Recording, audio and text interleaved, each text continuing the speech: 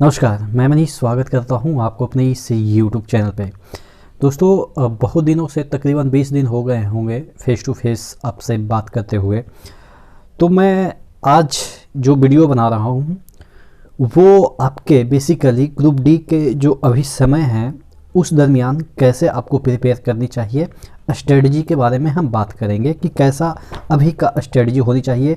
मैं इस दरमियान जो अभी आपके पास जितने भी टाइम है 23 को, अगर एक्चुअल माना जाए कि 23 फरवरी को आपका एग्ज़ाम है, तो अभी भी आपके मतलब कि 2 महीने और इफेक्टिव बोले तो 1.5 महीने, क्योंकि बीच में कुछ ऐसे भी दिन आएंगे जिसमें कि आपकी पढ़ाई नहीं होगी। तो 1.5 महीने आप इफेक्टिव मान के चल सकते हैं कि 1.5 महीने में कैसे पढ़ाई करनी चाहिए। मैं जब 1.5 महीना मेरा बचा हुआ था तो मैं किस टेम्परामेंट से पढ़ रहा था और कैसे पढ़ रहा था ताकि प्रेशर भी ना आए, मज़ा भी आए और इफ़ेक्टिव आपका जो है वो शेड्यूल बने और आपका एग्ज़ाम अच्छे से निकल पाए। देखिए, मैं इतने दिनों से थोड़ा सा बिजी हूँ। अभी मेरा 21 को मेरे जोन में जीएम का इंस्पेक्शन है। जो जनरल मैनेजर होते हैं एक जोन का, उनका इंस्पेक्शन होता है, तो उसी में अभी हम लोग का 21 तारीख को दिया गया है डेट। तो इस वजह से वर्क ज़्यादा है। आप देखें कि अभी मैं मतलब कि वैसा दिख भी नहीं रहा हूँ, एकदम से कचड़ा टाइप का दिख रहा हूँ।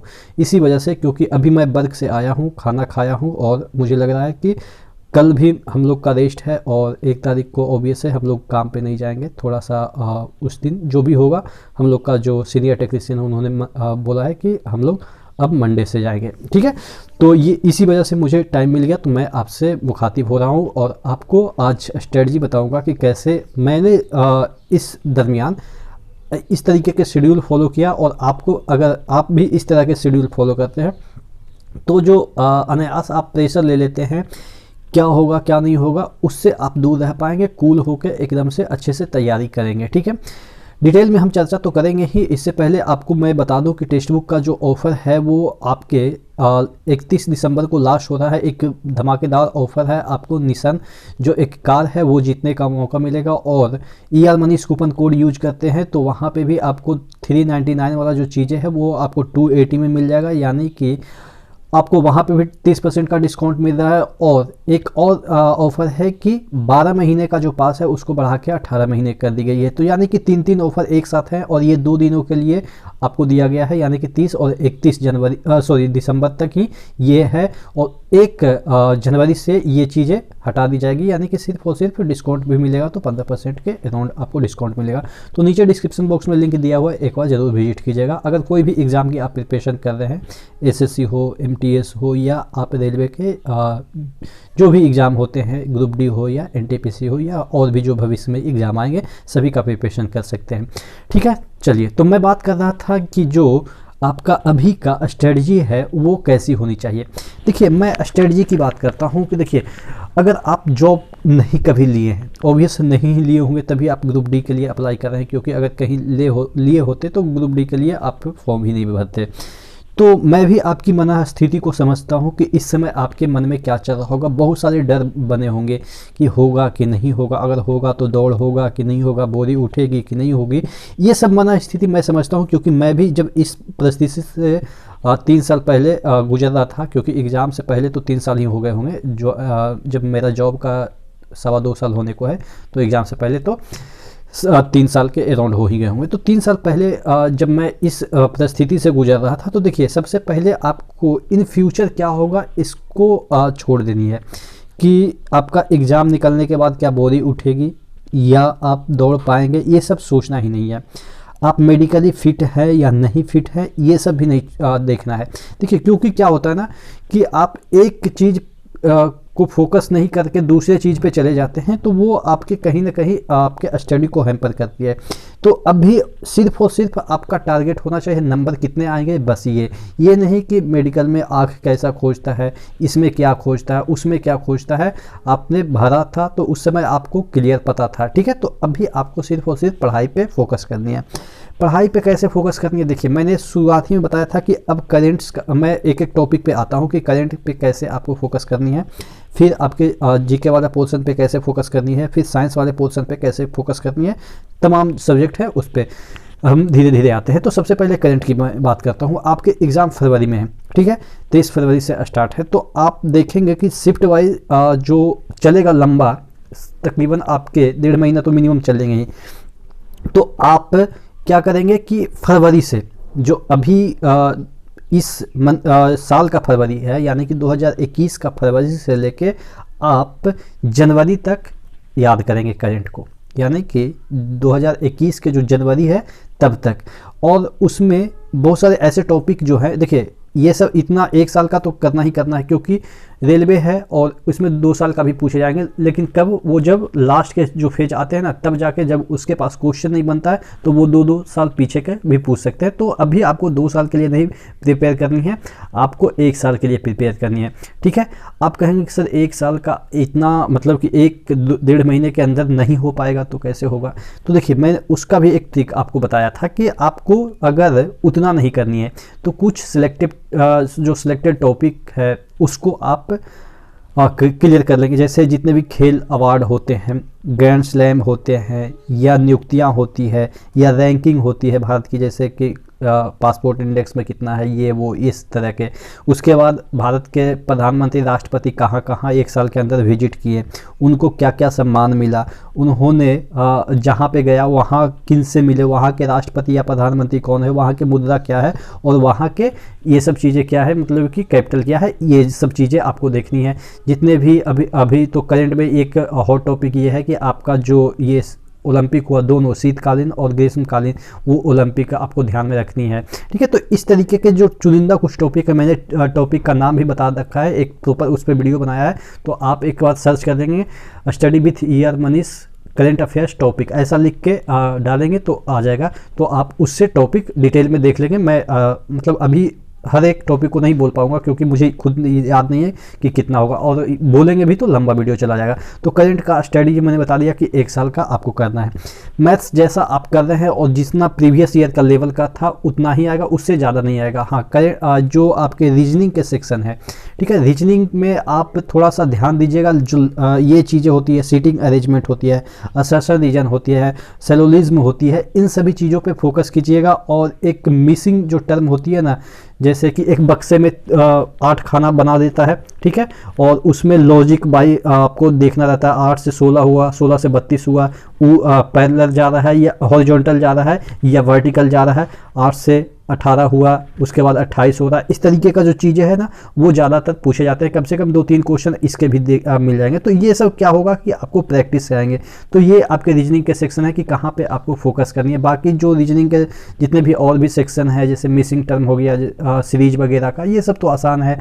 नानी का, मामा का, दादा, ये वाला भी चीज़ें कॉमन है, ये सब चीज़ें आपको आती ही होगी। और ये जो आपका डेट है कि 15 अगस्त को इतना मतलब शनिवार था तो रविवार कब होगा, इस तरीके का जो चीज़ें हैं वो तो कॉमन टॉपिक है जो कि आपको आनी चाहिए। और मैं बात कर रहा हूँ कि अगर सेट लगाते हैं, सेट प्रैक्टिस करते हैं, तो मुझे लग रहा है कि आपको सब क्लियर हो जाएगा कि कहाँ पे आपका बिकनेस है। सेट प्रैक्टिस मतलब मैंने मॉक टेस्ट की मैं बात कर रहा हूँ, कोई भी आप कंपनी का लगाएं। मैं तो समझता हूँ कि अगर रेलवे के रिस्पेक्ट में अगर कोई मॉक टेस्ट है तो वो आपके टेक्स्ट बुक बेटर होगा, क्योंकि वहाँ पे क्या होगा ना, भीड़ इतना है ना, 1-1 लाख 1.5 लाख वहाँ पे मॉक लगाते हैं, तो जिससे कि आपको देखिए अनर्गल चीज़ें लगाइएगा तो बहुत सारी चीज़ें मिल सकती है। मैं देखा हूँ कि बहुत सारे ऐसे मतलब कंपनी है, वो इतना टफ क्वेश्चन बना देते हैं जो कि रिलेवेंट होता ही नहीं। तो ऐसा नहीं है कि अगर आपको इजी लग रहा है तो अच्छी बात है, एग्जाम में भी इजी लगेगा, ठीक है। तो अनर्गल चीज़ें से बचिएगा इस समय, आप टफ जो क्वेश्चन है उसको लगाने से बचिएगा, क्योंकि ये क्या होगा ना कि आपको डिमोटिवेट करेगा और रिलेवेंट भी नहीं होगा। तो इस तरह से आपको करनी है कि मैथ्स में, अच्छा मैंने रीजनिंग और मैथ्स का बता दिया। मैथ्स में थोड़ा सा मैं आपको बता देता हूँ, एडवांस सेक्शन में बहुत सारे लोगों को दिक्कत होती है। चलो अर्थमेटिक में तो हो जाता है कि ये गुना भागा इधर उधर से करके परसेंटेज वगैरह ये सब यूज करके अपन ले आते हैं, लेकिन एडवांस में बहुत सारे ऐसे हैं जिनको की दिक्कत होती होगी, क्योंकि रेलवे का स्टूडेंट हैं और एसएससी में एडवांस पूछे जाते हैं, तो थोड़ा सा प्रॉब्लम होती है यहाँ पे। तो रेलवे में देखिए ज़्यादा एडवांस में भी कोई टफ नहीं आएगा, ग्रुप डी का लेवल का है। तो कुछ जो बेसिक आपके ट्रिगोमेट्री के फॉर्मूले हैं, जैसे sine square plus cos square equal to क्या होता है, या 1 + 10 स्क्वायर इक्वल टू क्या होता है, इस तरीके का जो बेसिक फॉर्मूले हैं जो 9th-10th में होते हैं, क्योंकि 9th-10th का ही आपको क्वेश्चन पूछे जाएंगे, तो ये सब तो फॉर्मूले आपने 9th-10th में पढ़े हैं। तो ये जो बेसिक फॉर्मूले हैं और कुछ फंडामेंटल जो आपके ट्रिगोमेट्री के टर्म है, जैसे साइन 30, 60 और 90 और 45, 15 को कैसे लाएंगे 45 माइनस 30 करके, उसका जो फॉर्मूला है उस तरीके से आप कुछ ऐसे जो फिक्स होते हैं उसको याद कर लीजिएगा, उससे आपके क्वेश्चन सॉल्व हो जाएंगे, ट्रिगोमेट्री के क्वेश्चन सॉल्व हो जाएंगे। और ज्योमेट्री में ज़्यादा माथा खराब नहीं करना है, क्योंकि ज्योमेट्री के क्वेश्चन आएंगे भी तो सर्किल से थोड़ा बहुत आते हैं, तो सर्किल के कुछ कंसेप्ट आप ध्यान रखिएगा कि परपेंडिकुलर डालते हैं तो बाइसेक्ट करता है, किस तरीके से करता है, फिर जो आपका सेकंड होता है या आपके जो स्पर्श रेखाएं होती है, दो प्रकार की स्पर्श रेखाएं दो सर्किल को होती है, तो ये सर्किल में अगर ज्योमेट्री अगर देखना चाहते हैं तो सर्किल और ज़्यादा से ज़्यादा आप ट्रायंगल देख लेंगे, उतना में हो जाएगा। ट्रेपेजियम वगैरह से बहुत कम क्वेश्चन पूछे जाते हैं, अगर वो क्वेश्चन पूछे भी जाएंगे ट्रेपेजियम से तो वो मेंसुरेशन में चला जाएगा। मेंसुरेशन में जो आपके ये सब चीज़ें कैलकुलेट करनी होती है, एरिया वगैरह, तो वो सब चीज़ें, तो मेंसुरेशन का तो जो कुछ फार्मूले हैं उससे आपका, यानी कि बेसिक ऊपर ऊपर पढ़ना है, डीप में नहीं पढ़ना है कि एकदम से थ्योरम पूरा रटना है, ठीक है। तो बाकी चीज़ें आप देख रहे होंगे कि थोड़ा आवाज़ आपको नॉइजेज जा रही होगी, ये बंदर ऊपर है ना छत पे, बहुत शोर करती है, अभी बंदर ही छटर पटर कर रही है, और मैं वो करकट का जो होता है ना उसी कमरे में रहता हूँ, तो थोड़ा सा आपको नॉइजेज जा रही है, ठीक है, कोप कीजिएगा। तो ये हो गया आपके मैथ्स हो गया, रीजनिंग हो गया, और ये आपके जीके वाला सेक्शन की मैं बात कर लेता हूँ। देखिए जीके तो उतना पूछा नहीं जाएगा, 2-4 क्वेश्चन इधर उधर से पूछे जाएंगे, तो वो आप नहीं भी करेंगे तो हो जाएगा, ठीक है ना, बहुत बेसिक क्वेश्चन पूछा जाता है। हाँ, साइंस आपके मैटर करते हैं। साइंस में देखिए अगर हम बात करें कि कैसे क्वेश्चन आएंगे, तो प्रीवियस ईयर के जो क्वेश्चन है ना वैसे ही क्वेश्चन आएंगे। साइंस में अगर आप वीक हैं तो देखिए बायोलॉजी आपको नहीं पढ़नी है, बायोलॉजी क्वेश्चन आएंगे भी तो एक आध क्वेश्चन आएंगे, वो भी मुझे नहीं लग रहा है कि आ पाएंगे उतना, ज़्यादातर आपके केमिस्ट्री और फिजिक्स से आएंगे, और फिजिक्स के कुछ न्यूमेरिकल आ सकते हैं जैसा कि पहले आया था।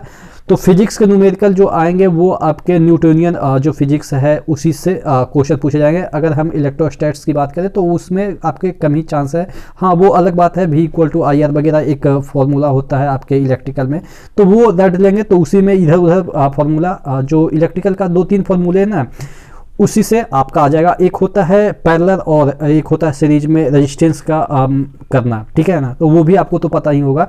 तो ये जो बेसिक ऊपर के जो न्यूमेरिकल है वो हो जाएंगे, ठीक है। मैंने बताया कि अगर आप इलेक्ट्रोस्टैट्स में जाएंगे या इलेक्ट्रिकल में जाएंगे तो आपको कुछ ऐसे फॉर्मूले हैं जो आप देख लेंगे, यानी कि आप रेजिस्टेंस वाले फार्मूले देख लेंगे, और उसके बाद धारा वाला यानी कि करंट वाला जो फार्मूला है वो देख लेंगे। 2-3 फार्मूले में आपका क्लियर हो जाएगा। और इधर न्यूटन का जो आपका फार्मूला है जो आपने फोर्स वगैरह में पढ़ा है, तो वो सब चीज़ें वर्क वगैरह और यही सब चीज़ें पूछी जाती है। 4-5 फार्मूले से आपका पूरा न्यूमेरिकल सॉल्व हो जाएगा, क्योंकि उसी के इर्द गिर्द चीज़ें घूमती है।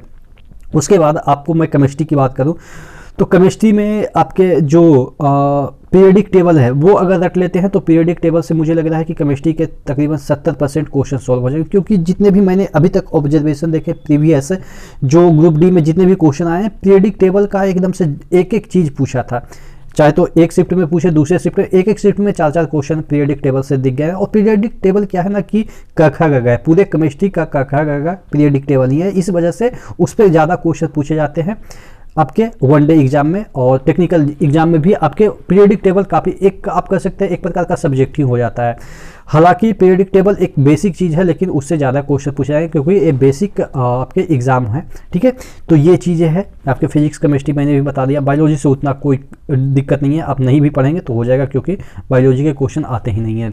तो ये चीज़ें हैं, और मैंने बता दिया, मैथ्स बता दिया, रीजनिंग बता दिया, साइंस बता दिया, ठीक है, करेंट्स बता दिया, और हाल जीके में भी 1-2 क्वेश्चन आएंगे, वो भी बहुत रेयर ही चांस है। तो ये चीज़ें हैं कि आपको इस तरीके से पढ़नी है, ठीक है। समय समय पे गाइड करते रहेंगे, मैं आपको छोड़ने वाला तो हूँ नहीं, क्योंकि मैं चाहता हूँ कि जहाँ मैं था, जिस स्थान पे मैं था, वहाँ से उठ के यहाँ पे आया, तो मुझे लग रहा है कि और भी लोगों का भला हो जाएगा तो बेटर होगा। क्योंकि देखिए अंत में हमें भी मरना है, आपको भी मरना है। 20 साल 25 साल या 30 साल आप मुझे जानेंगे, उसके बाद कौन किसको जानता है, कौन था 10 साल पहले मेरे सीनियर ही होंगे, कौन किसको जानता है, नहीं हम जानते हैं ना। तो कल आप भी मुझे नहीं जान पाएंगे, 2 साल बाद ही आप भूल जाएंगे। तो ये सब चीज़ें क्या है ना कि इंटीग्रेट होती है। आप दूसरे को कोऑपरेशन करते रहिए, आपका कोई और करेगा, ठीक है ना, आप दूसरे को कीजिए, दूसरा तीसरे को करेगा। तो इस तरीके से दुनिया आगे बढ़ती रहती है, ना ही आप मुझे कुछ दे पाएंगे ना ही मैं कुछ दे पाऊंगा, ठीक है। बातों से ही एक होता ना कि मोटिवेशन लेवल बना रहता है। भाई मैं ये चीज़ें बोलता हूँ, चलो इतना था स्ट्रेटजी के बारे में, थोड़ा सा मैं मोरल आपको अप कर देता हूँ कि देखिए आप तकरीबन 25 लगभग हो ही गए होंगे, बहुत सारे लोग का 25 तो हो ही गया होगा, और आपको भी पता है कि दुनिया कितना तेज़ी से मूव कर रहा है। अब तो 70 तो कोई जाता नहीं, 50-60 में लगभग सब निपट जाते हैं। तो 5 साल तो ऐसे ही एडजस्ट करने में लग जाएगा। उसके बाद इफ़ेक्टिव आप बूढ़े भी हो जाओगे, तो इफ़ेक्टिव 15 से 20 साल आप एक लाइफ को एंजॉय कर पाओगे, और उस लाइफ में भी टेंशन लेके रहोगे कि फलाना ये है, डिमका ये है, फलाना ने ये बोल दिया, फलाना ने ये बोल दिया। तो लास्ट में जब समय ऐसा आएगा ना कि लगेगा कि यार मैं कुछ जीवन में अच्छा काम किया ही नहीं। तो यही मैं आपको सजेस्ट करूँगा कि अपना मोरल अप रखिए और किसी से बैर भावना मत रखिए, सभी को सपोर्ट कीजिए, जहाँ तक हो सके आपका नुकसान ना हो और दूसरे का फ़ायदा हो, तो आप गौरवान्वित महसूस कीजिए कि आप किसी थर्ड पर्सन के काम आ रहे हैं, सेकंड पर्सन के काम आ रहे हैं। ये नहीं कि मेरी वजह से कोई ऐसा हो गया। देखिए वजह से कोई, जैसे मैं अभी आपसे मुखातिब हूँ, मैं आपको मोटिवेट करता हूँ, मैं आपको सजेशन देता हूँ, या मेरे पास जो भी एक्सपीरियंस है, ग्रुप डी का ही एम्प्लॉय हूँ, लेकिन जो मेरा एक्सपीरियंस है उससे अगर आप सीख लेते हैं तो मुझे लगेगा कि नहीं, मेरा पृथ्वी पर अवतार लेना कुछ सार्थक हुआ। तो इसी तरीके से अपने आप को मोटिवेट रखिए कि मैं किसी की वजह आऊँ, मैं काम आऊँ, ठीक है ना, किसी की वजह बनूँ। इस तरह से आप अपने को मोटिवेट रखिए और दूसरे को भी मोटिवेट करने की कोशिश कीजिए। क्योंकि देखिए निगेटिव लोग तो होंगे दुनिया में, बहुत सारे ऐसे होंगे निगेटिव कि आपके जो पहले से मैं समझता हूँ आपके पास अगर जॉब नहीं है तो कितना आपका मोरल डाउन रहता है, कितना बर्डन होता है, वो चीज़ें मैं समझता हूँ क्योंकि मैं उस फेज से गुजर चुका हूँ, ठीक है। तो ये चीज़ें हैं, आप अपना हमेशा मोरल अप रखिए और लोगों को भी मोटिवेट कीजिए, ठीक है। तो नेक्स्ट वीडियो में मिलते हैं, तब तक के लिए धन्यवाद।